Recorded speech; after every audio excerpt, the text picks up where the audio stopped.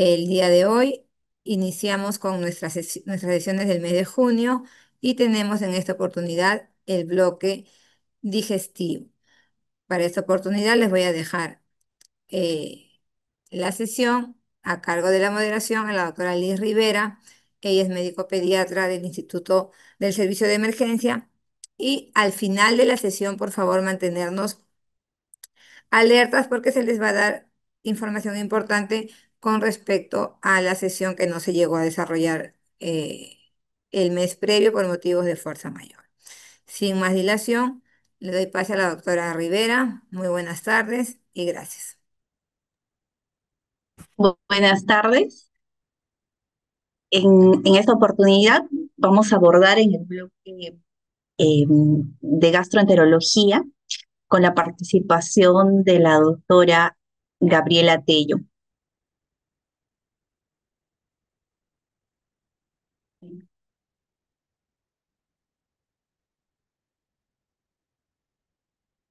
La doctora es médico cirujana por la Universidad de San Martín de Porres, médica, médico pediatra por la Universidad de San Martín de Porres, gastroenteróloga pediatra de la Universidad Nacional Mayor de San Marcos, maestría en nutrición de pediatría, Universidad CEU San Pablo de España, médico cirujana, Universidad San Martín de Porres, especialista en gastroenterología y endoscopía de la Universidad Nacional Pedro Ruiz Gallo, miembro de la Asociación Peruana para Estudio de INDA.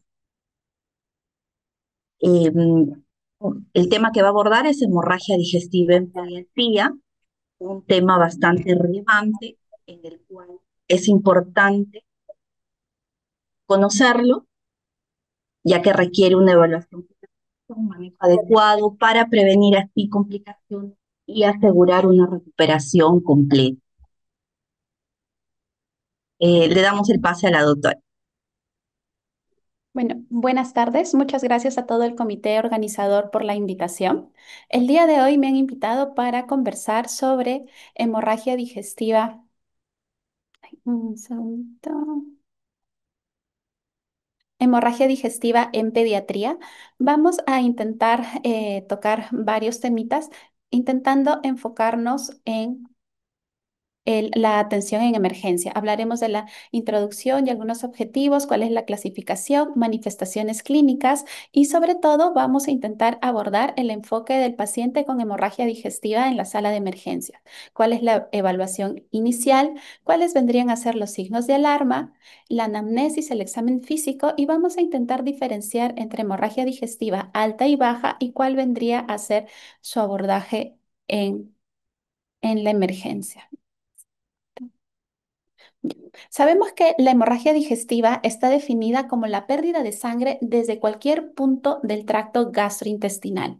Actualmente se reporta que la hemorragia digestiva alta es 3 veces más frecuente que la hemorragia digestiva baja. Esta se presenta con mayor frecuencia en algunos pacientes con comorbilidades, como pacientes con hepatopatías crónicas u otras patologías asociadas que podrían generar exacerbación y una presentación de esta. Tiene una incidencia del 6,4%. Sin embargo, el 80% de los casos de niños con hemorragias digestivas se autolimitan, pero no por eso tiene que ser minimizada su presentación. Es importante siempre evaluar la magnitud de las pérdidas y el impacto hemodinámico que éste va a tener en nuestro paciente, ya que la presentación va a variar desde pérdidas ocultas en heces hasta llegar al shock hemorrágico, que es lo que tenemos que evitar. Es importante identificar cuál es el origen probable, ya que de esto va a depender instaurar el tratamiento adecuado. El tratamiento puede ser médico, endoscópico y en algunas veces quirúrgico. Dentro de la clasificación tenemos una primera clasificación topográfica. Esta se va a dividir según la anatomía en hemorragia digestiva alta o hemorragia digestiva baja. La hemorragia digestiva alta va a ser la que se presenta el sangrado del ángulo de Treitz hacia arriba y la hemorragia digestiva baja del ángulo de Treist hacia abajo. La presentación clínica va a variar de acuerdo a la probable zona afecta. Es así como vamos a tener que nuestro paciente puede presentar hematemesis, que es la pérdida de sangre roja rutilante por la boca. Usualmente nos habla de pérdida o sangrado a nivel esofágico. Melena, vemos el cambio de coloración probablemente por la degradación de la hematina por los ácidos gástricos. Vemos la hematoquesia, que es la presentación de raje de sangre roja brillante asociada a contenido fecal, y rectorragia. Y bueno, este pañalito que también tenemos algunas estrías de sangre, que es bastante frecuente presentarlo. Entonces, de acuerdo a la presentación clínica, vamos a tener nuestras probables manifestaciones. Ahora, también es importante clasificar y analizarlo según el grupo etario. Ya tenemos una primera clasificación que nos va a definir si es que esta puede ser alta o baja y qué manifestación clínica puede tener. Es importante también evaluar el tema de la edad y el impacto que este puede tener, descartando si es que este es anemizante o no anemizante. Dentro de las causas más frecuentes de hemorragia digestiva anemizante, vamos a tener en los pacientes recién nacidos malformaciones arteriovenosas.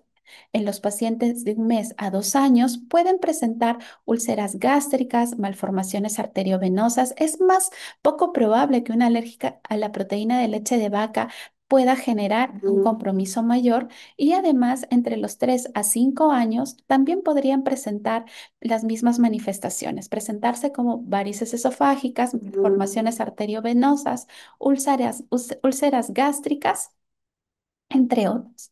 Y las manifestaciones clínicas que no generan una caída muy brusca de la hemoglobina, tenemos como causas de hemorragia digestiva alta una gastropatía erosiva asociada a una alergia a la proteína de leche de vaca en los lactantitos menores de 2 años.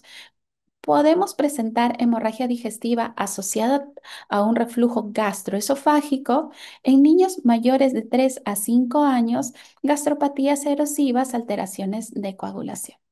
Hablando de hemorragia digestiva baja, también estas pueden ser anemizantes y no anemizantes. Vemos que lo clásico, lo más frecuente en los niños pequeños, en los neonatos, puede ser una coagulopatía o una duplicación intestinal, y ocupan un lugar bastante importante a partir del primer mes, inclusive en niños mayores de 5 años, el divertículo de Meckel, que a veces nosotros pensamos que podría ser solamente en lactantes menores, pero es importante considerarlo en todos los grupos etarios. Las hemorragias digestivas bajas, usualmente en su mayor frecuencia, no son anemizantes, las que se presentan como invaginaciones intestinales, pólipos, fisuras anales, hemorroides o también sangrados asociados a una gastroenteritis. Entonces, ya tenemos más o menos la identificación de cuál podría ser la zona, cuáles son las manifestaciones clínicas, si es que esta genera caída de la hemoglobina o no. Y ahora, ¿cómo lo enfocaríamos en un paciente con hemorragia digestiva que llega a la emergencia? Lo más importante es evaluar la estabilidad hemodinámica. 2, pensaremos en si es que es sangre o no, porque sabemos que hay otras condiciones, sobre todo ingestas de ciertos alimentos que podrían generarnos confusión. El sangrado proviene del tracto gastrointestinal, es un punto importante de evaluar. ¿Cuál es la causa y zona de sangrado? Y el diagnóstico específico lo vamos a poder realizar según la anamnesis, exploración física y pruebas complementarias. Entonces, lo primero que tenemos que evaluar en un paciente que presenta hemorragia digestiva es la estabilidad hemodinámica, porque tenemos que valorar si es que esta pérdida ha sido masiva y va a necesitar reanimación. Vamos a definir más adelante cuándo consideramos una hemorragia moderada o severa, ya que estos pacientes pueden llegar a presentar un shock hemorrágico. Las características clínicas que sugieren que una hemorragia digestiva es grave, uno es la melena o la hematoquesia. Cuando el paciente presenta una frecuencia cardíaca mayor a 20 latidos por minuto por encima de la frecuencia cardíaca media para la edad, cuando tenemos llenado capilar prolongado, cuando hay disminución de la hemoglobina de más de 2 gramos por decilitro o cuando hay necesidad de un bolo de salino. O si es que íbamos a valorar la necesidad de transfusión de hemoderivados si es que la hemoglobina es menor de 8 gramos por decilitro. Entonces, nosotros vamos a valorar probablemente el compromiso hemodinámico de este paciente según el volumen sanguíneo perdido, recordando que la volemia de un lactante es aproximadamente de 80 mililitros por kilo. Entonces, si es que yo calculo que mi paciente ha perdido más el 30 o más del 30% de sangre, porque cuando llega la mamita me va a indicar más o menos cuál es el volumen perdido, entonces yo consideraré que mi pequeño tiene riesgo de generar descompensación hemodinámica. Es muy importante valorar los signos clínicos porque sabemos que la hipotensión en los pacientes pediátricos es lo último que se va a modificar. Entonces, si es que tenemos un paciente con aproximadamente una pérdida sanguínea de menos del 15%, puedo tener una frecuencia cardíaca normal o levemente elevada, una presión normal, un llenado capilar normal. Simplemente el niño puede estar ligeramente ansioso. Si es que tengo un sangrado moderado que me explica el 15 a 30% de las pérdidas, mi paciente ya puede presentar taquicardia y me va a ir prolongando el llenado capilar, que se va a traducir en piel pálida y fría. Cuando el sangrado es masivo, grave o masivo, más del 30%, voy a tener los otros signos clínicos que me va a indicar que mi paciente probablemente pueda llegar a un shock. Sabemos que el shock hipovolémico va a ser de dos tipos, uno hemorrágico y uno no hemorrágico. Entonces, el riesgo de estos pacientes es que si es que nosotros no identificamos oportunamente o no consideramos que tiene riesgo de shock hipovolémico de tipo hemorrágico, no lo abordemos a tiempo para recordar que la hipotensión es un signo tardío de shock hemorrágico y sabemos que en un lactante y niño pequeño la volemia corresponde más o menos a 80 mililitros por kilo del lactante y en adolescentes 70 mililitros por kilo. Es así como si es que la mamá viene a emergencia y nos dice, ha perdido más o menos medio vaso o un vaso, nosotros podemos ir sacando el volumen aproximado e ir prediciendo qué es lo que pueda presentar mi paciente. Bueno, y es de más reiterarles que la evaluación clínica va a ser lo más importante. Entonces, si es que de primer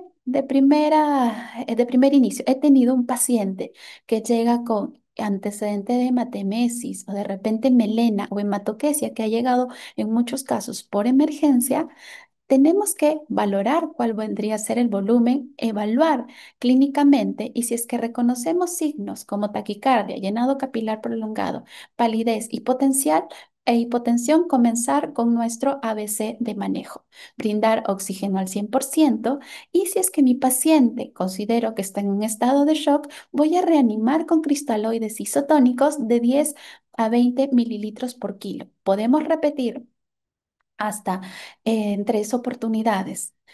Y si es que después de esta reposición con cristaloides no logro mejorar la hipotensión, sospecho que voy a necesitar transfusión de hemoderivados, en este caso de glóbulos rojos, para mejorar la tensión. Ahora, si es que tengo un sangrado masivo, ya estábamos diciendo que la pérdida moderada va a ser cuando pierde más del 30% del peso, tengo que considerar transfundir plasma fresco congelado o plaquetas si es que este sangrado es masivo. Y bueno, si es que no hay respuesta después de esta primera intervención, valorar el uso de vasopresores si no responde a volumen. Estos conceptos son sacados según la guía de la AJA, ya que nos va a sugerir que en este tipo de shock tenemos que manejar una regla de 3 mililitros por 1 mililitro. ¿Qué quiere decir? Que para la reanimación con líquidos del shock hemorrágico tengo que administrar unos 3 mililitros de solución cristaloide por cada mililitro de sangre perdida. Y para recordar que la transfusión de hemoderivados se va a dar si es que no logramos mejorar la tensión con la reanimación con cristaloides o tenemos una pérdida de sangre considerable o si es que la hemoglobina es menor a 8. Nuestro siguiente paso, luego de haber compensado a nuestro paciente hemodinámicamente, es verificar de dónde viene el sangrado. Como mencionábamos, vamos a tener diferentes presentaciones clínicas. La hematemesis me va a hablar de una hemorragia digestiva alta probable. Va a ser sangre expulsada con el vómito, rojo rutilante, que puede estar degradada o no por los jugos gástricos. Usualmente es originada del esófago, en algunos casos puede llegar a cámara gástrica, pero ha sido rápidamente eliminada porque no ha dado chance a que esta puede ser digerida, la hematina pueda ser digerida por los ácidos gástricos. Por otro lado, tenemos a la melena, que nos habla de un sangrado alto o medio, que va a ser la expulsión por el recto y por las heces de sangres, heces mezcladas con sangre negra de consistencia alquitranada y muy maloliente. La hematoquesia, como ya les mencioné en la fotito anterior, va a ser una sangre roja brillante o marrón mezclada con heces que no corresponde a una melena, como estamos viendo en la primera imagen. Bueno, y la rectorragia, que esta sí es bastante considerable, en la cual tenemos presencia de sangre rojo rutilante o presencia de coágulos, que nos habla de un sangrado distal. Y este clásico pañuelito de un bebé con rectorragia, que probablemente sea por una colitis infecciosa versus alérgica. Entonces, ya nos orientamos cuál vendría a ser la zona del sangrado según la presentación clínica.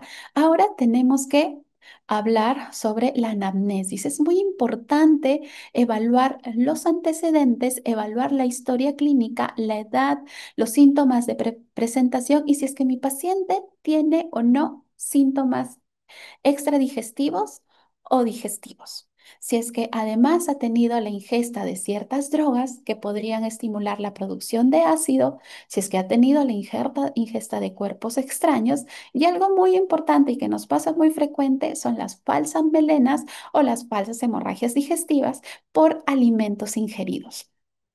¿No? Además, también tenemos que evaluar si es que tenemos antecedente de enfermedad digestiva o hepática aguda o crónica. Dentro de la evaluación física, en un paciente con hemorragia digestiva, lo que nos va a diferenciar si es que es un sangrado, hablando de hemorragia digestiva alta, es varicial o no varicial, va a ser el examen clínico.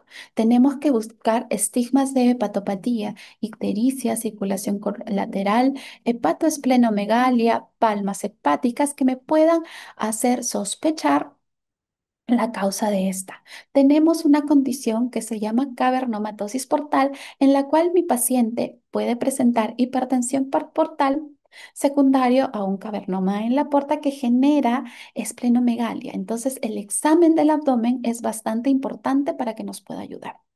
Ahora, es importante hacer el examen general, pero estoy puntualizando estos dos temitas. Hablando del tacto rectal, no siempre vamos a realizarlo. Solo va a estar justificado, según la evidencia, si es que tenemos dudas en las características de las deposiciones que me pueden orientar cuál es el signo de la presentación clínica del sangrado. O sea, si es que tengo dudas de que esta sea una hemorragia digestiva alta o una hemorragia digestiva baja. El PALS del 2025 no incluye el tacto rectal como un paso rutinario en el manejo inicial del shock por hemorragia. O sea, si es que voy a manejar el shock, definitivamente no necesito verificar que esté sangrando. Lo manejo porque el niño está chocado. Ahora, el tacto rectal, de ser necesario, se tiene que realizar una vez estabilizado el paciente. Todo lo que ya hemos conversado, sabemos que se tiene que realizar en 1 o 2 minutos. Acá lo estamos digregando un poquito, pero esta evaluación tiene que ser rápida. Ahora, dentro de los exámenes de laboratorio, necesitamos algunos exámenes hematológicos y bioquímicos que me puedan orientar también a la posibilidad de la etiología de este sangrado. Un hemograma completo me ayudará a valorar cuál ha sido las pérdidas sanguíneas, me podría ayudar a evaluar si es que mi paciente o no presenta algún tipo de plaquetopenia que me haga sospechar de repente algún tipo de hiperesplenismo. Es importante la valoración del estudio de coagulación, la función hepática para descartar si es que tiene algún antecedente hepático que me podría condicionar algún sangrado varicial, el estado ácido-base en un paciente que probablemente presente algún riesgo o algún estigma de shock, y la valoración de la urea y creatinina me va a ayudar mucho para distinguir la localización del sangrado, ya que si es que yo tengo una discrepancia entre urea y creatinina generando un cociente mayor a 30, va a ser muy sugestivo de que la degradación de ciertos compuestos nitrogenados de la hemoglobina va a ser absorbido por el tracto gastrointestinal y me va a hablar de una hemorragia digestiva alta. Entonces, al momento ya me orienté, es una hemorragia digestiva alta, una hemorragia digestiva baja. Bueno, manejé el shock, si es que lo presentó o no. Y ahora vamos a orientarnos según la etiología y el manejo, si es que es una hemorragia digestiva alta, varicial y no varicial. Entonces, vamos a comenzar el manejo médico de la hemorragia digestiva alta. Vamos a hablar sobre algunos puntos álgidos en el manejo de este.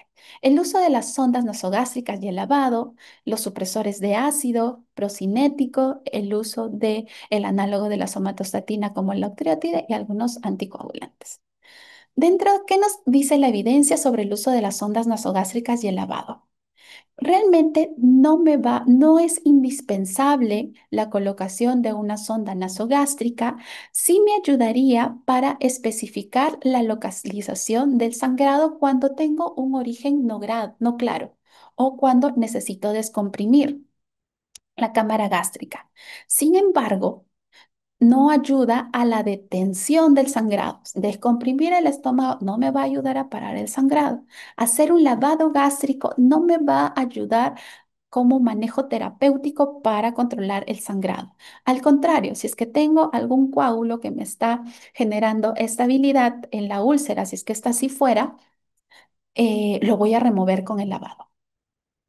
Ahora, en esta revisión retrospectiva multicéntrica del 2017, reportan que el uso de sonda nasogástrica no se asocia a la reducción en requerimiento de transfusiones ni con la mejor identificación endoscópica del sangrado. Hay algunas condiciones en las cuales necesitamos hacer la endoscopía dentro de las primeras 12 o 24 horas. Entonces, sospechamos que de repente el contenido gástrico todavía va a estar lleno de sangre. Entonces, en esos casos se podría realizar el lavado gástrico. A eso está asociado. Ahora, no pensar hacer un lavado gástrico si es que el paciente está inestable o en shock. Lo que tenemos que hacer, y les voy a reiterar eso durante toda la presentación, es priorizar en la reanimación, ya que esto puede inducir al vómito y posterior aspiración en el paciente. Si es que tengo alta sospecha de varices esofágicas no tratadas, tengo riesgo de ruptura con la colocación. Si es que tengo sospecha de lesión esofágica, tampoco deberíamos de considerarlo. Y el uso rutinario sistemático no tiene una indicación clara. Ahora, sobre el uso de los supresores de ácido, los inhibidores de bomba de protones o los antihistamínicos H2. ¿Qué es lo que pasa? ¿Por qué necesitamos nosotros bloquear de alguna manera el ácido? Porque el ácido va a favorecer la disolución de los coágulos. que me van a estar intentando contener el sangrado y además van a generar activación de la pepsina que va a perpetuar el sangrado. La elevación del pH gástrico a más de 6, sabemos que el pH gástrico es aproximadamente de 4, favorece la estabilización del coágulo y va a mejorar la eficacia hemostática de requerir una terapia endoscópica. Dentro de los fármacos utilizados vamos a tener IBP, inhibidores de bomba, y los anti-H2. El mecanismo más completo realmente es de los inhibidores de bomba de protones porque me van a inhibir de forma irreversible la bomba hidrógeno-potasio ATPasa gástrica. ¿Cuáles son los que yo tengo? El omeprazol, esomeprazol, pantoprazol y lansoprazol. Lamentablemente, el único de administración endovenosa que nosotros tenemos es el omeprazol y es en el cual nos vamos a enfocar un poquito más. Importante mencionar que dentro de los anti-H2 tenemos a la ranitidina. Sin embargo, este medicamento ha sido retirado del mercado el 2020, ya que han encontrado una sustancia carcinogénica. Es por eso que ya no se está usando. Ahora, dentro de los supresores de ácido, mencionaba que tenemos omeprazol, esomeprazol, pantoprazol, lansoprazol. Estos como IBP y este como anti-H2. Eh, Dentro de estos, han habido muchos estudios realizados, no en nuestro país, sino en otros países, que nos dicen que el esomeprazol administrado de manera endovenosa va a tener un perfil más estable y es preferido en los lactantes, pero lamentablemente no tenemos esta presentación. Tenemos el omeprazol que puede ser administrado vía oral o endovenosa. Si es que tenemos un sangrado activo, definitivamente va a ser endovenoso en dosis de 1 a 2 miligramos por kilo hasta en 2 dosis. Más estudiado y ampliamente usado. Ahora, una duda que siempre viene a nosotros es si tengo un paciente crítico, un paciente que sangra persistentemente, ¿me ayuda más utilizar omeprazol en infusión o puedo usarlo en bolos? La dosis, si es que lo uso en bolos, va a ser de 1 miligramo por kilo por dosis en 2 tiempos, cada 12 horas. Y en otros escenarios, si es que voy a usar infusión, va a ser de 0,02 miligramos por kilo en 72 horas. ¿Y qué nos dice la evidencia? ¿Es mejor o no? En este ensayo realizado en 80 pacientes pediátricos que estuvieron hospitalizados en UCI pediátrica y presentaron sangrado, de niños de 1 mes a 17 años con sospecha o evidencia de hemorragia digestiva alta, 22 de ellos utilizaron omeprazol en infusión y 59 de ellos un bolo intermitente. Realmente la muestra no es tan buena porque no es un 50-50, por eso podría haber un sesgo, pero no se encontró diferencia significativa entre el resangrado, la necesidad de transfusión o la mortalidad. Entonces, ¿qué es lo que nos dice? Que en niños críticamente enfermos, el uso de omeprazol endovenoso en bolos intermitente es tan seguro y eficaz como la infusión continua. Por lo tanto, la infusión continua no se justifica rutinariamente y el uso de bolos debe ser considerado como opción válida y práctica. Además que es más fácil, ¿no? Administrarlo en bolos que de repente instalar la infusión. Entonces, diferencia entre infusión y bolos no tenemos. Sobre el uso de procinéticos, realmente no es indispensable y no es que esto me va a ayudar a controlar el sangrado y no es que sí o sí debo de usar procinéticos en un paciente con una hemorragia digestiva alta, ¿no? Ahora, se puede usar y a lo que sí ha estado asociado en mejorar la eficacia y la optimización de la visión en una endoscopía digestiva alta. Procinéticos usados y recomendados, eritromicina endovenosa, tampoco tenemos, y metoclopramida. Si es que necesitamos hacer una endoscopía precoz dentro de las primeras 12 o 24 horas, nos podría ayudar. Pero que debemos de instalar un procinético a todos los pacientes con hemorragia digestiva alta, no. Hay que individualizar los casos. Ahora, hablando del tratamiento endoscópico. El 70% de las, bueno, entre 70 y 80% de las hemorragias digestivas van a remitir espontáneamente, ¿no? Y solamente vamos a necesitar terapia endoscópica más o menos en un 15% de estos pacientes. La endoscopía va a ser el gol estándar para identificar la causa y zona de sangrado y debe de realizarse idealmente dentro de las primeras 48 hasta 72 horas, pero vamos a evaluar un score que se llama el índice de Shifit, que me va a ayudar a predecir la necesidad de endoscopía precoz, que es entonces, el score de Sheffield fue validado en un estudio multicéntrico británico el 2013 y mostró una buena sensibilidad de hasta un 88% para predecir la necesidad de tratamiento endoscópico.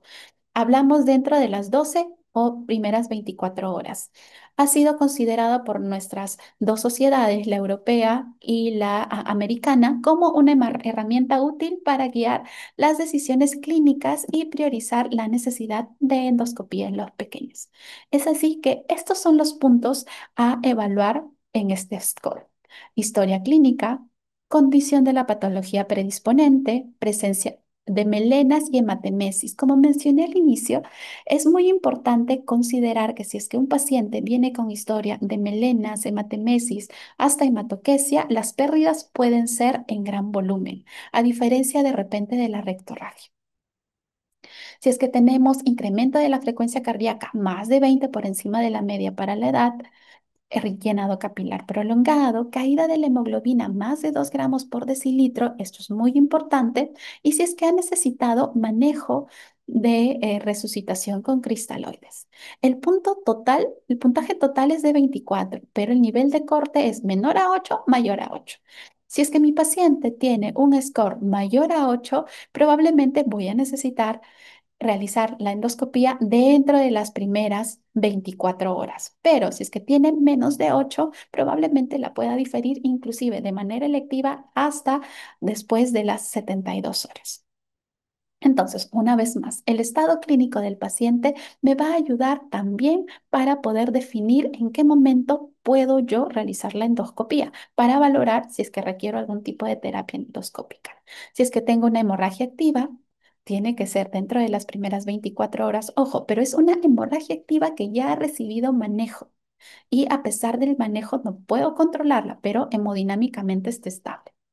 Si es que el paciente está inestable hemodinámicamente y ya he agotado todas las opciones a manejo médico, tras estabilización debería de ser urgente, menos de 12 horas. Si es que el sangrado es leve y no presenta mayor compromiso hemodinámico, podríamos realizarla hasta dentro de las 72 horas. Vamos a tener diversas terapias endoscópicas de acuerdo a las posibilidades o las causas de esta hemorragia digestiva. Ya hablamos que podrían ser úlceras pépticas, malformaciones arteriovenosas, hablando, bueno, ahorita no estamos hablando de varices esofágicas, que el manejo va a ser diferente. Pero vamos a tener diferentes terapias endoscópicas. Terapia, escleroterapia con sustancias esclerosantes, cauterización bipolar con coagulación y argonplasma, el uso de hemosclips, hemospray. Acá les he traído algunas fotitos para ver más o menos cuáles son las terapias. Acá tenemos una imagen de la aplicación del clip que se realiza en una lesión. A veces se tiene que realizar asociada a podría ser a una úlcera sangrante. Usualmente, si es que nosotros tenemos sangrado por úlcera, intentamos hacer doble terapia endoscópica para disminuir el riesgo de resangrado, ¿no? Acá también vemos una úlcera duodenal. Bueno, y acá se coloca unos clips, ¿no? Dentro de la terapia endoscópica también usamos el argón plasma, que utiliza una corriente de gas para conducir electricidad sin contacto mecánico, lo que va a causar coagulación de los tejidos y nos va a ayudar sobre todo con algunas malformaciones vasculares. Y bueno, esta es la terapia del hemospray, que es la aplicación de un polvo hemostático que se aplica a una lesión sangrante, lo que va a provocar la formación de una capa adhesiva al entrar en contacto con el líquido o sangre, que también nos va ayudar mucho. Bien, entonces, ya hablamos de la hemorragia digestiva alta no varicial, manejo médico y también algunas terapias endoscópicas. Ahora vamos a hablar de la hemorragia digestiva varicial. Sabemos que la hipertensión portal va a estar manifiesta por una gradiente mayor a nivel de la porta, que vendría a estar por acá, mayor a 12 milímetros de mercurio. ¿Esto que nos va a generar? Nos va a generar que busque o que congestione ciertos vasos generando varices esofágicas. Estas varices no solamente van a estar en el esófago, pueden estar a nivel del estómago, en la curvatura mayor, en la curvatura menor, ser esófago gástricas, inclusive estar en intestino delgado y llegar hasta el intestino grueso, en la zona hemorroidal, ¿no? Entonces, ¿qué es lo que tenemos? En el manejo vimos siempre estabilidad hemodinámica, vimos si es que es estable, está estable hemodinámicamente, ampliamos la historia clínica, la exploración física detallada, confirmamos que realmente es una hemorragia verdadera, si es que sí, evaluamos el origen, es alta, es baja, evaluamos la analítica. El sangrado es activo y estamos por acá. Evaluamos al paciente, tiene estigmas hepáticos, bueno, si es que pudimos en ese momento, se le hizo la ecografía Doppler, tuvo hipertensión portal, entonces tenemos un paciente con una hemorragia digestiva alta con sospecha de varices esofágicas. Entonces agregamos a nuestra terapia octreotide y probablemente el uso de terapia antibiótica. Entonces, el octreotide es un análogo de la somatostatina que me va a ayudar para disminuir el flujo sanguíneo esplácnico y además disminuir la presión portal y me va a ayudar a controlar el sangrado por varices esofágicas y puede tener además otros efectos beneficiosos como la antisecreción. ¿Cómo lo usamos? Si es que tenemos la sospecha de que esto es varicial, lo usamos de inicio. No es que tengo que confirmar. Si es que tengo la sospecha porque mi examen clínico es sugerente y es un sangrado masivo que se presenta con una melena con compromiso, usamos octreotide. Iniciamos con 1 o 2 microgramos por kilo por dosis en bolo, con un máximo de 100 microgramos. Luego de esto, vamos a tener que instalar una infusión. Esta infusión podemos iniciar con 1 microgramo por kilo por hora. Si es que vemos que no me responde y mi niño sigue sangrando, puedo ir incrementando progresivamente la dosis cada 8 horas si es que no hay resolución del sangrado. Inclusive puedo llegar hasta 5 miligramos por kilo por hora. Entonces, logré estabilizar el sangrado, mi niño ya no está sangrando, voy a ir pautando mantener la terapia más o menos por 2 a 5 días. Ahora, no es que dejó de sangrar e inmediatamente lo suspendo, no, voy a ir disminuyendo progresivamente después de haber controlado el sangrado al menos unas 48 horas. ¿Cómo voy a disminuir? Voy a disminuir el 50% cada 12 horas suspendiendo cuando la dosis sea del 25% de la dosis inicial, ¿sí? Entonces, tenemos que usarlo y valorar la suspensión progresivamente. Ahora, como les mencionaba, las varices esofágicas bueno, las varices no solamente son esofágicas, son esófago-gástricas y también pueden ser gástricas e inclusive también podríamos tener compromiso duodenal o rectal. Ahora, ya dimos tratamiento, bueno, con octreotide. Y ahora, ¿qué es lo que nos dice la evidencia? Lo ideal para un adecuado manejo de este sangrado sería realizar una endoscopía digestiva alta para valorar terapia endoscópica. En este estudio se sugiere que en pacientes pediátricos con hemorragia digestiva secundaria a hipertensión portal, la endoscopía digestiva puede realizarse después de las 12 o 24 horas si es que el paciente se encuentra hemodinámicamente estable. ¿Esto a qué nos va a ayudar? A tener una mejor estabilización y tratamiento clínico del sangrado. Entonces, Terapia con octreotide más endoscopía dentro de las primeras 24 horas debería de ayudarnos, pero ojo, necesitamos un paciente hemodinámicamente estable. Dentro de la terapia endoscópica que se ofrece a este grupo de pacientes, vamos a tener la endoligadura y la escleroterapia. Además del uso de octreotide, es importante valorar que en estos pacientes se tiene que agregar cobertura antibiótica. Nosotros, en muchos casos pediatría no tenemos guías específicas, entonces traspolamos ciertas recomendaciones de los adultos. Lo último que tenemos es según la guía del Babeno 6, que recomienda considerar profilaxis antibiótica en todo niño con sangrado varicial especialmente si tiene cirrosis descompensada, presenta ascitis o inmunosupresión en algunos post-trasplantaditos hepáticos que de repente tienen hipertensión portal. Si es que se planea el uso de catéteres invasivos. ¿Y esto por qué? Porque los niños cirróticos, bueno, además de ser considerados ya inmunosuprimidos, tienen riesgo aumentado de translocación bacteriana durante la hemorragia digestiva y se ha reportado infecciones graves post-sangrado varicial en varias series pediátricas.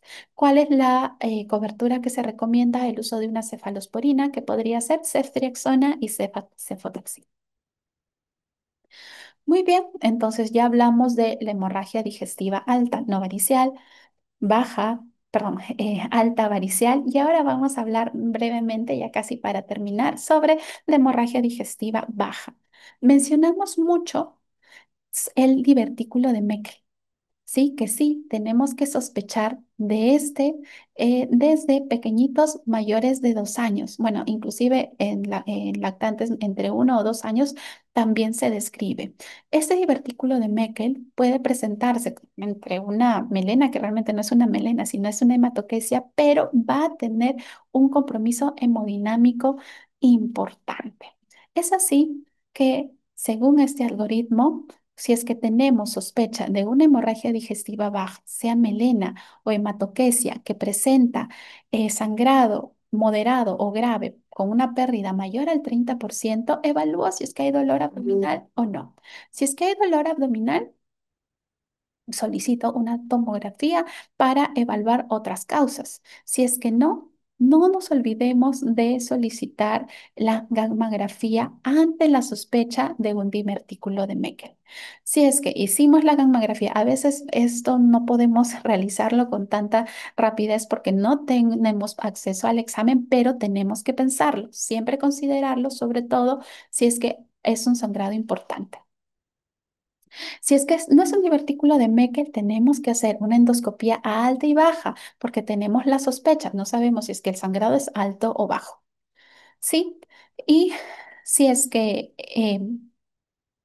excluimos otras causas que no sean quirúrgicas, vamos a continuar con nuestro manejo médico. Y si es que a pesar de hacer endoscopía digestiva alta, continuamos con sangrado y el sangrado es activo, vamos a hacer los otros estudios de exploración, que puede ser una angiotomografía, una arteriografía o sospecharíamos de un sangrado de intestino medio y allí tendríamos que buscar otros métodos diagnósticos como una cápsula endoscópica. De repente eso se ve un poquito más en hospitalización.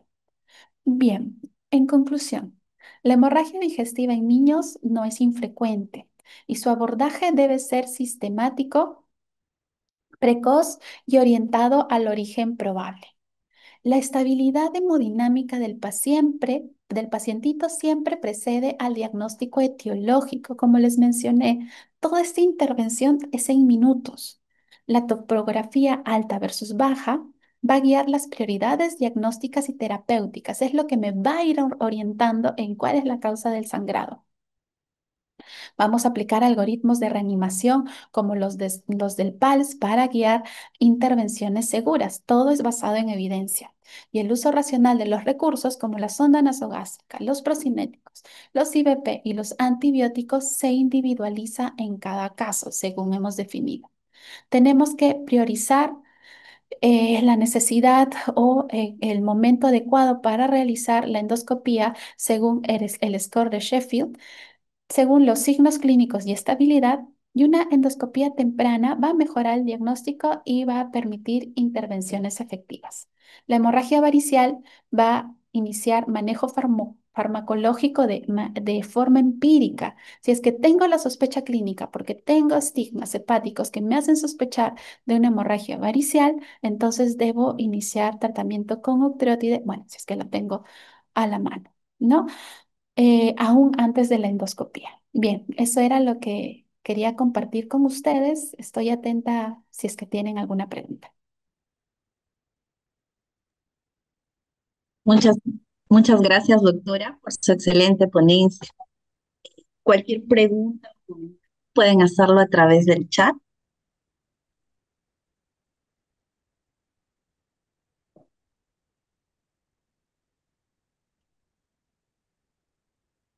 Como dice la doctora, ¿no? Sobre la estabilidad termodinámica, que es bastante importante, el sangrado, de dónde proviene el tracto vaginal, es importante también darse sobre la causa, la zona, ¿no? Y una buena anamnesis, examen físico, complemento y poder llegar a un adecuado diagnóstico.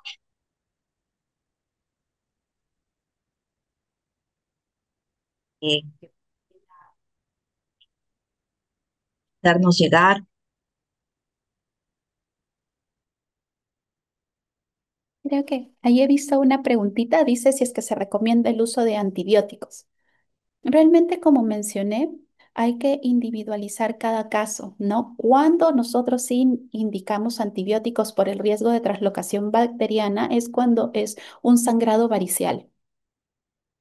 ¿No? Entonces, si es que tenemos un sangrado varicial, allí sí sugerimos el inicio de cobertura antibiótica porque estos niños van a tener riesgo de translocación bacteriana, ¿no? Y se han reportado muchos estudios que presentan infecciones severas posterior al sangrado. En un niño que tiene una hemorragia digestiva no varicial, no se recomienda el uso de antibióticos. Por eso es importante individualizar el caso.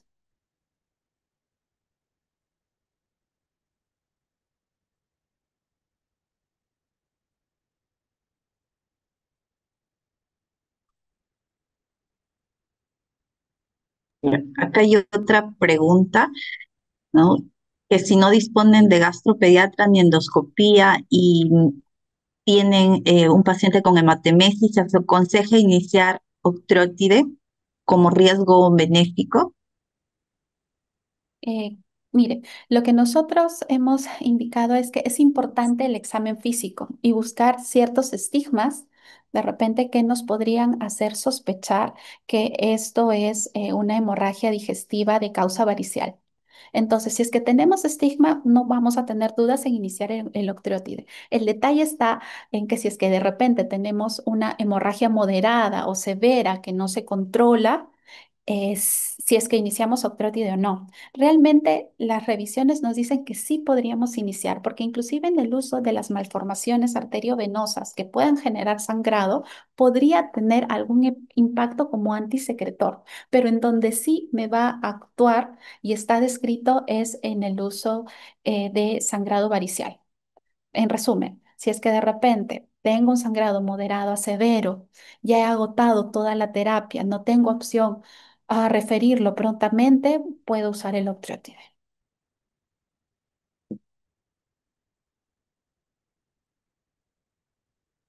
Tal cual las indicaciones que dimos, ¿no? Damos un bolo de 1 a 2 microgramos por kilo por dosis y luego aseguramos una infusión de 1 hasta 5 microgramos por kilo por dosis y vamos titulando. Pero en ese caso sí sería importante intentar la derivación para hacer la endoscopía que vendría a ser el gol estándar, además que podríamos ofrecer terapia endoscópica.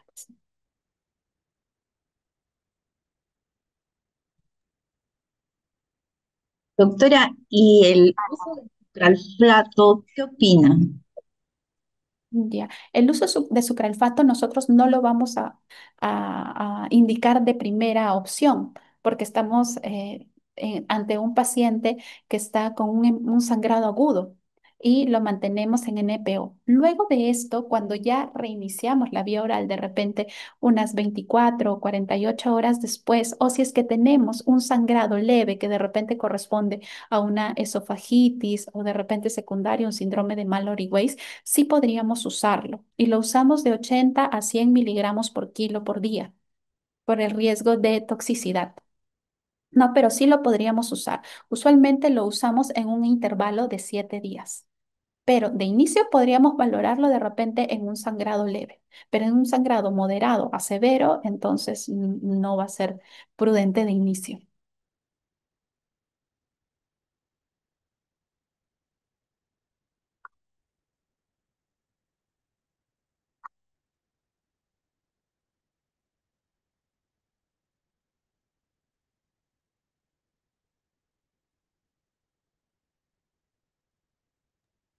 Buenas tardes, doctora.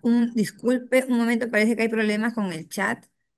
Voy a tratar de que lo habiliten, porque creo que hay personas también que quieren hablar, han levantado la mano. Voy a intentar que habiliten en un momento. Sí, disculpen, las disculpas de acá. No, no hay problema, doctora.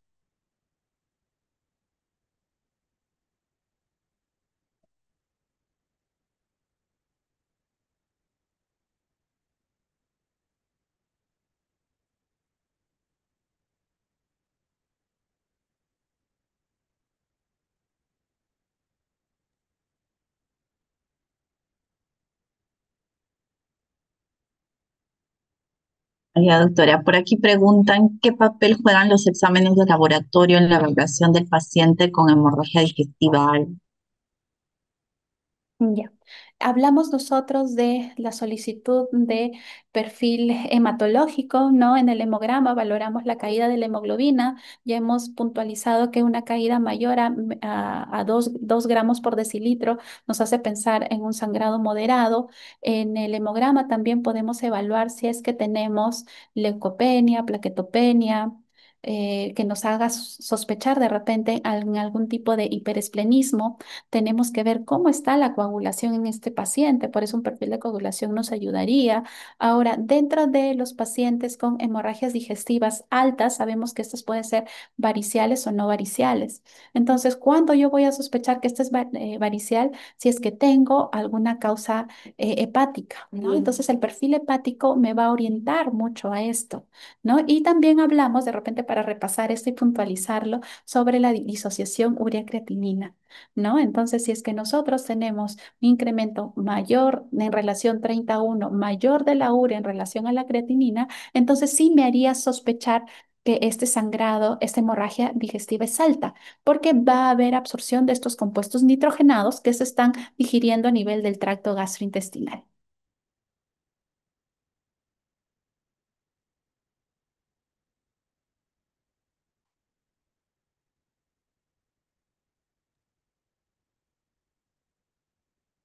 Doctora, ¿y el uso de ácido tranexámico? Bien. Sobre el uso de ácido tranexámico, sabemos que es un antifibrinolítico que nos puede ayudar a la estabilidad del coágulo, pero no está descrito que tenga evidencia en el manejo de la hemorragia digestiva dentro de las guías clínicas, ¿no? O sea, como una medida de emergencia se podría usar, pero dentro de las guías que esté indicado, realmente no. O sea, podría ayudar a la estabilidad del coágulo, pero no hay evidencia ni siquiera en adultos que nos indique que esto me va a ayudar. Inclusive en los pacientes, hay algunos pacientes que tienen sangrados por colitis, las famosas colitis neutropénicas. No, hemos revisado también la bibliografía y no, no hay evidencia que nos diga que nos va a ayudar a estabilizar o a disminuir el sangrado. Realmente, o sea, como indicarlo de manera rutinaria, no como medida quizás de urgencia para ver y qué tal nos responde, podríamos usarlo, pero no está dentro de las guías clínicas. Hay otra preguntita. Dice que el primer paso para estabilizar a un paciente en un nivel 1-4, antes de referir a mi paciente, ya que estoy a 20 minutos del hospital a referir. Como hemos mencionado, todos debemos de estar bastante calificados para brindar un soporte de atención ante los shocks, ¿cierto? Entonces, lo primero va a ser estabilizar hemodinámicamente a mi paciente. ¿No? Me llega un pacientito, me imagino que es un lactante de 8 meses que tiene antecedente de una atresia de vías biliares, que no ha sido operado y tiene un sangrado varicial. Entonces, lo primero que tendría que hacer en este paciente es evaluar la estabilidad hemodinámica. Necesito en ese momento a un bolo porque tiene signos de shock. Entonces lo estabilizo hemodinámicamente. Le doy 1 o 2 bolos. Si es que valoro dentro del estudio inicial que requiere transfusión de hemoderivados, lo transfundo. Si es que muchas veces no tenemos nosotros acceso al octreotide, que es un medicamento que me ayudaría para manejo de esto, que es lo más álgido, ¿no? Entonces podría instalar el inhibidor de bomba cada 12 horas o 1 miligramo por kilo por dosis en 2 dosis, ¿no? Y con esto, asegurando 2 vías endovenosas, yo podría referirlo. Ahora, uso de sondas de repente como la sonda de Senstaken, no tenemos disponibilidad en pediatría y el uso es bastante controvertido y se usa por cortos tiempos, pero en el Perú no lo tenemos, en el instituto tampoco lo hemos llegado a usar. ¿No? Entonces, de manejo inicial tiene que ser el soporte hemodinámico. Paciente hemodinámicamente compensado tendría que ser referido de inmediato. Si es que podemos iniciar octreotide, sería lo ideal.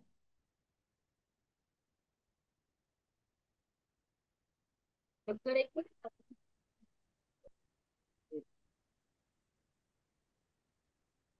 Acá nos dice en qué momento se podría reiniciar la vía oral. La vía oral usualmente la estamos reiniciando según la progresión de tolerancia 24 horas después del último sangrado. O sea, mi paciente no sangra 24 horas, entonces allí comenzamos probando tolerancia. Probamos tolerancia con líquidos claros, luego una dieta líquida y luego vamos progresando la dieta según la tolerancia, ¿no? Lógico que si es que confirmamos que es un sangrado digestivo, tenemos que hacer diagnóstico y encontrar cuál es la causa, porque de acuerdo a cuál sea el tipo de sangrado, podría presentar un evento de resangrado.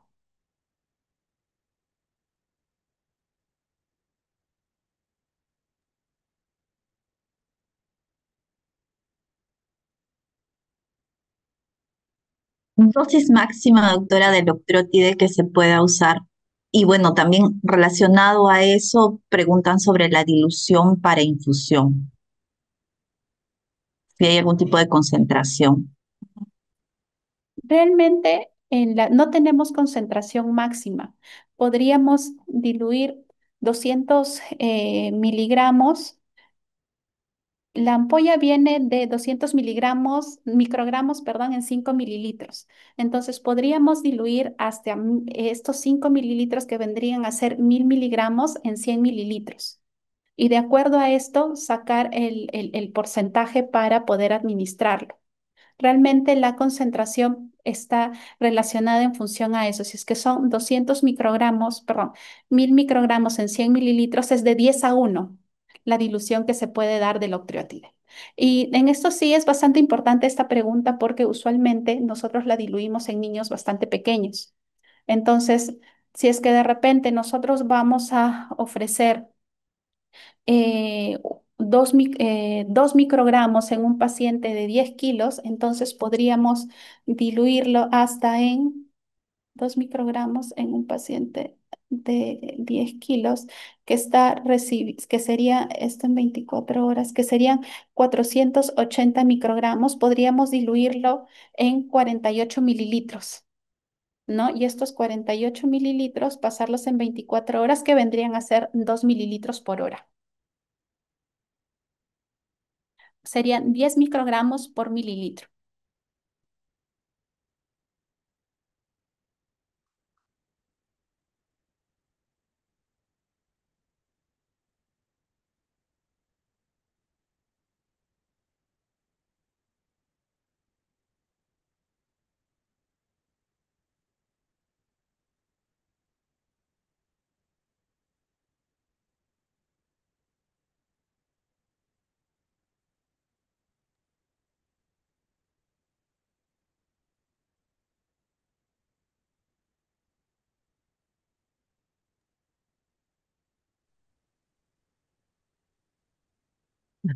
¿Alguna consulta más?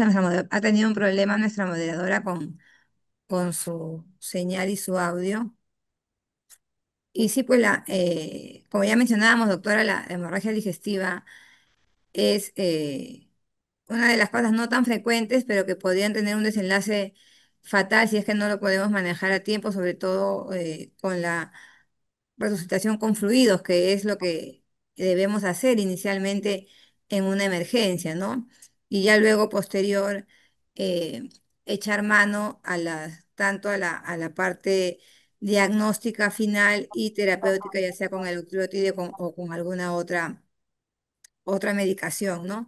Y sí es importante que los colegas recordemos, ¿no? Cuáles son los signos de alarma que nos indican que este paciente está entrando en una deshidratación severa o un shock hipovolémico para poder actuar al respecto. Doctora, en su experiencia, eh, ¿ha podido ver casos de hemorragias tan masivas que hayan requerido intervención de emergencia con endoscopía, eh, o que hayan necesitado algún tipo de intervención más, ya más especializada en lo que va de su experiencia? Claro, en muchos casos los pacientes que ingresan con melenas o hematoquecias usualmente son preescolares entre 3, 4 años con caídas de hemoglobina bastante importantes, entre 3 a 5, inclusive hemos visto que se han necesitado tal cual primero la resucitación con fluidos y después monitoreo en UCI, ¿no? Esto era muy sugerente en su momento, bueno, sin estigmas hepáticos. ¿No? Entonces, esto era muy sugerente en su momento de un divertículo de Meckel, ¿no? Entonces, al completar los estudios, se confirma cuál es la etiología y se realiza el manejo quirúrgico, ¿no? Porque sabemos que deberían de entrar a la parotomía exploratoria para la resección de este divertículo. No.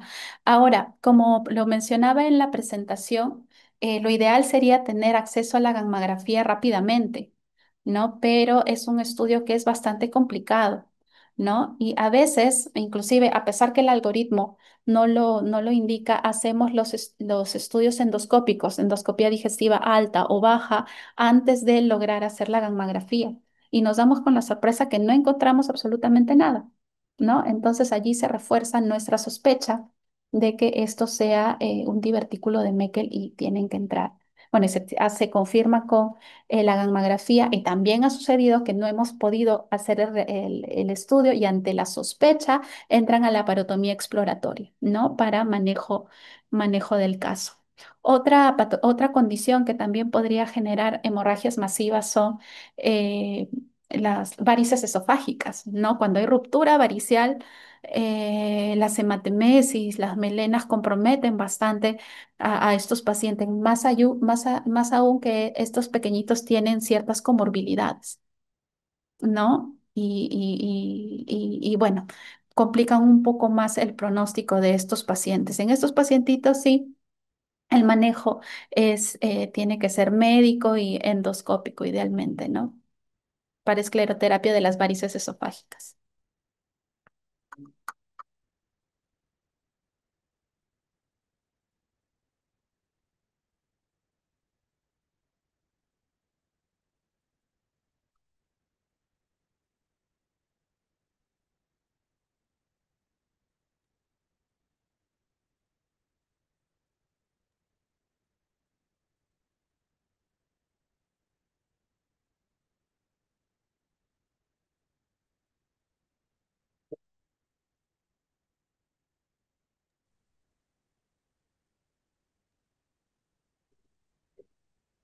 Doctora, y acerca, por ejemplo, de los diagnósticos diferenciales, se ha visto también que hay niños, ¿no? Que a veces por el consumo de ciertos alimentos, medicamentos, vienen, ¿no? Refiriendo o piensan los papitos que tienen pues este sangrado, ¿no? Sí, realmente por eso la anamnesis es bastante importante, ¿no? Usualmente los papás vienen bastante angustiados, pero cuando nosotros exploramos un poquito Preguntamos si es que hay consumo sobre todo de medicamentos como el hierro o de repente están recibiendo bismuto, ¿no? Por alguna patología y justo coincide que presentan las deposiciones oscuras y los papitos se asustan aún más, acuden a la emergencia o de repente el consumo de ciertos alimentos con pigmento como la beterraga, el consumo de sangrecita que ahora es muy frecuente, entonces esto también podría generar confusión. Ahora, esto también no solamente nos va a ayudar la anamnesis, sino también tenemos que ayudarnos del examen físico y también de los exámenes de laboratorio. Si tenemos un paciente que clínica hemodinámicamente está estable, no ha habido caída de la hemoglobina, entonces va a ser poco probable que esto sea una causa hemorrágica realmente, ¿no? Probablemente no ha sido un sangrado y ha sido por algún pigmento. Acá hay que tener mucho cuidado porque quizás podríamos solicitar un Tevenon, que es lo que usualmente se sospecha.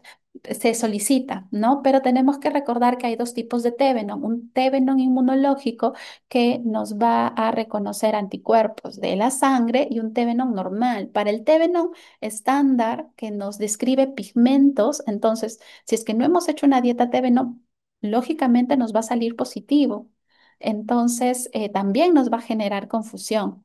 Ahora, en los lactantes pequeños, una fisura anal, una erosión, también podría generarnos reacción con el agua oxigenada que muchas veces se hace, ¿no? Entonces, ¿qué es lo que tenemos que hacer? Evaluar el contexto clínico general. No solamente es la característica de la popó, es la anamnesis, es el examen físico, es lo que encontramos en laboratorio y con todo esto hacer una unidad.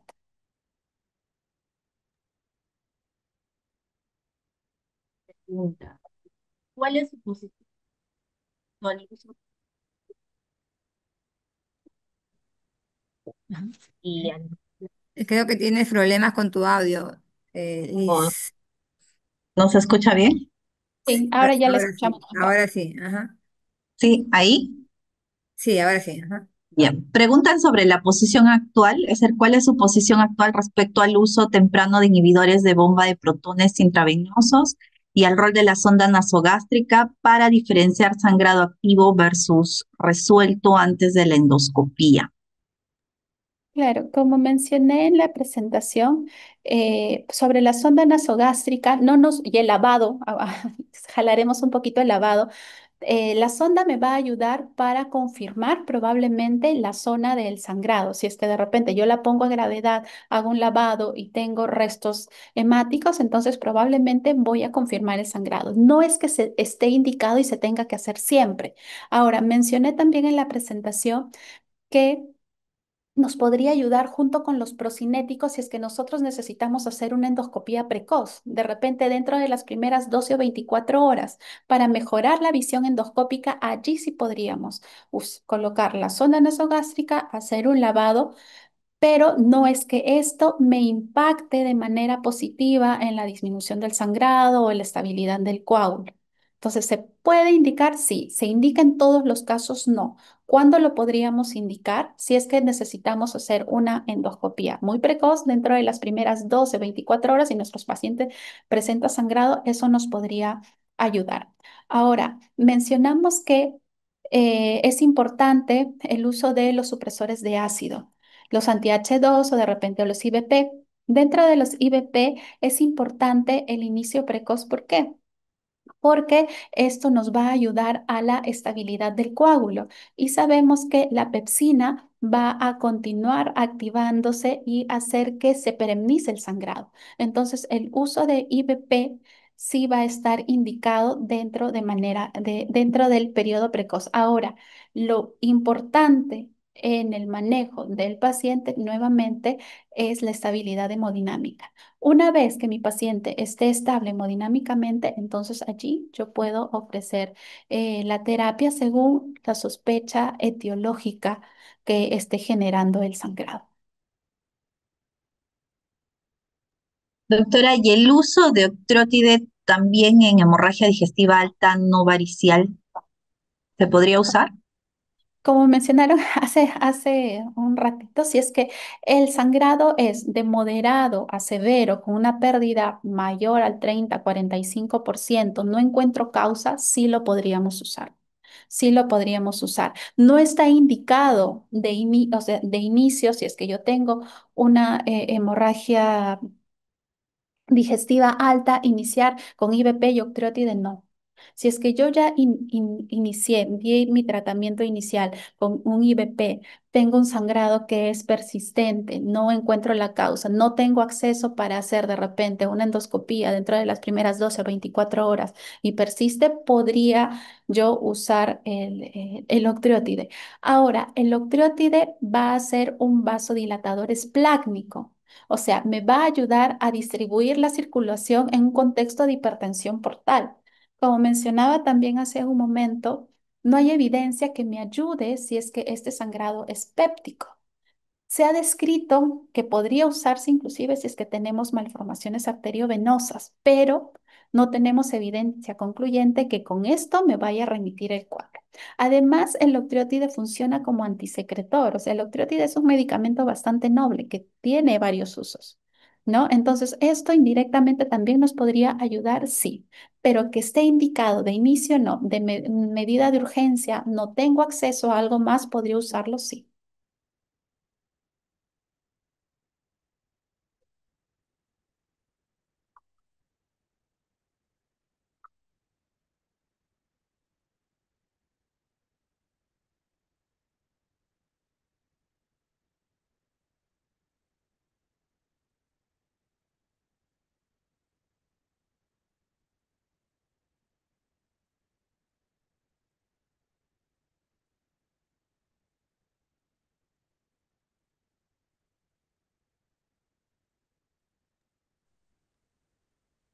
Bueno, ya no hay preguntitas más por el chat. Agradecer a la doctora por su tiempo y por su brillante ponencia, ¿no? Acerca de este tema.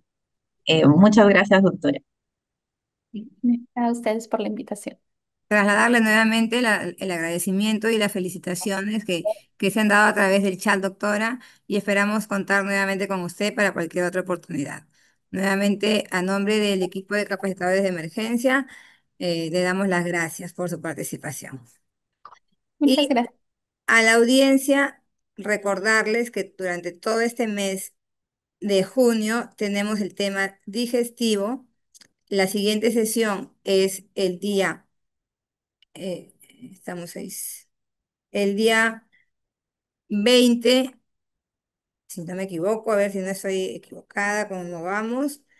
eh, el día, sí, el día 20 de junio tenemos la siguiente sesión, que es cuerpo extraño en vía digestiva, y mencionarles que todavía estamos en coordinación con el equipo, con el ponente de la charla de los casos clínicos de EKG en emergencia, puesto que todavía nos está brindando su disponibilidad. Nuevamente, agradecerles, recordemos que este es un curso que se da cada 15 días, salvo esa intercurrencia que hemos tenido porque no se dio la sesión de la última sesión del mes de mayo. Vamos a reprogramarla en uno de los viernes que nos quedaría libre. Ya les vamos a estar informando de manera oportuna. Nuevamente, las gracias. Esténse pendientes. Tenemos en el mes de agosto el siguiente taller presencial que también les mencionaremos. Va a ser un taller, estaba planificado el taller de accesos intraóseos, sin embargo, ese no va a poderse dar por motivos logísticos, pero en su reemplazo haremos otro taller de ventilación no invasiva. Permanezcanse atentos porque todos los enlaces se envían a través del chat durante las sesiones. Nuevamente, gracias y los esperamos el día 20 de junio. Recordemos además que todas las clases están colgadas en nuestro canal de YouTube. ¿Sí? Pueden entrar al canal de YouTube de docencia del INSNSB.